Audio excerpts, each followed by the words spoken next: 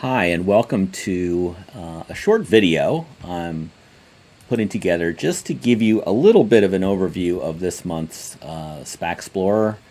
We're going to be putting this out at the beginning of every month, and we are going to be adding not only the new completed SPAC IPOs of the prior month, but also additional data as we get more and more sources, and we can put more and more into this to help you find good investments on the long side or the short side in this group of what is now 375 completed SPAC IPOs going all the way back. So you've already seen some of the top performers, bottom performers of the month. I'm going to just kind of go over the columns here. You can see we've got the close date, so you've got 8 in August. This is actually a historical number, enterprise value when the deal closed, and some things on sector geography. The slug gives you a real quick idea of what the basic area of the company is, and then of course you've got share price at the end of the period, warrant price last month if there were warrants, and then warrant price at the end of that period. So that's a 1 month change in the warrant price. We've got that column in there. Where there is Y charts data, we'll get a market cap. I wouldn't rely on these without double checking them. The same with the revenue. And I added in a price to sales column, but we'll add other columns as we get more data about, for instance, revenue growth, margins. And then you've got the performance columns here, week, month, 3, 6 months, and the total since the day they came public. And then there's additional description data in the last column where you can just sort of read the overview of the company if you haven't heard of them before. And like I said, we'll add more informational links, including hopefully a link to the deck and link to the website, places, jumping off points for you to do more work on some of these. So, you can do all the obvious things. You can sort on the company's price. You can also just say, I only want to look at, industrial and technology names.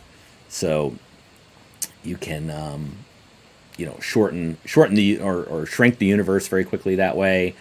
And maybe you want to sort those by price to sales or revenue or warrant price, those kind of things. If we kind of do it on price, we'll see, maybe we'll look for some cheap warrants. So, these are companies that have the highest prices.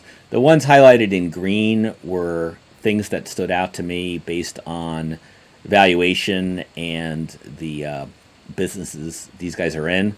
So in some cases, we've actually owned them before, like Vertiv has been a good name for us over the years. They've been public, as you can see, since 2020, so they've actually got some history. So the other thing to look at there is, there are some cheap warrants. I mean, Gorilla Technology, I don't know, that was a bit of a meme stock, but 34-cent warrant versus $11.50 stock price, kind of interesting. The other thing down here is, metal packaging. Again, I don't know how good of a business this is, but, 67-cent warrant. It's trading at a, close to 3 times sales. Same thing here. Steelmaker. Not really into some of these non-value add companies. Now, here's one. AST Space Mobile. That's been a favorite of the meme crowd. I'm not saying there isn't a chance that can work, but 80 times sales, it's out there. It's a satellite-based cellular solution. I think they're launching their satellite soon, so maybe it'll work, maybe it won't.